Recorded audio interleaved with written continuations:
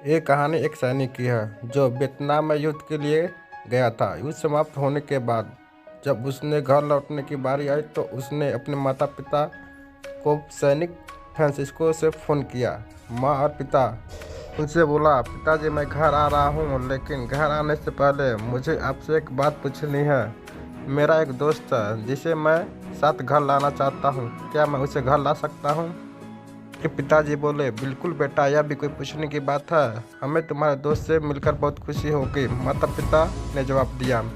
लेकिन पहले एक बात आप लोग जान ले, सैनिक बोलता गया। युद्ध में वह बुरी तरह घायल हो गया है। उसने एक बारूद सुरंग पर पैर रख दिया था और उसने उससे अपना एक हाथ और एक पैर गंवा दिया है। उसके पास कोई और जगह नहीं है जहां वह जा सके, इसलिए मैं उसे अपने साथ रहने के लिए लाना चाहता हूँ।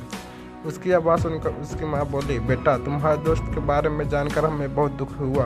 हो सकता है हम उसके रहने के लिए कोई जगह तलाश सकें। नहीं माँ, मैं चाहता हूँ कि वह हमारे साथ रहे। लेकिन बेटा, आप पिता ने कहा, तुम समझ नहीं रहे हो, तुम क्या चाह रहे हो। इस तरह क्या आज व्यक्त हमारे लिए कितना बड़ा बोझ होगा हमारी अपनी ज़िंदगी में जीने के लिए, और हम नहीं चाहते कि इस तरह की कोई भी परिस्थिति हमारे ज़िंदगी में दखल दे। मेरे हिसाब से तुम्हें अकेले घर आना चाहिए और अपने दोस्तों को वहीं छोड़ देना चाहिए। यह अपनी ज़िंदगी जीने के लिए कोई न कोई रास्ता निकाल ही लेगा। यह सुनकर उस सैनिक ने फ़ोन रख दिया। कुछ दिनों बाद उसके पिता और माता को सैन फ्रांसिस्को पुलिस से एक संदेश मिला। इसमें उसने बताया कि उनके बेटे की एक बिल्डिंग से गिरकर मौत हो गई। पुलिस के हिसाब से यह एक सुसाइड केस था।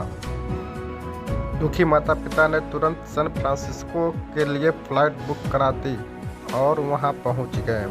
वहां उन्हें शहर के मुर्दाघर ले जाया गया ताकि वे अपने बेटे की पहचान कर सके। उन्होंने उसकी पहचान कर ली, किंतु वे देखकर उसकी कपकपी छूट गई कि उनके बेटे का बस एक हाथ और एक पैर था।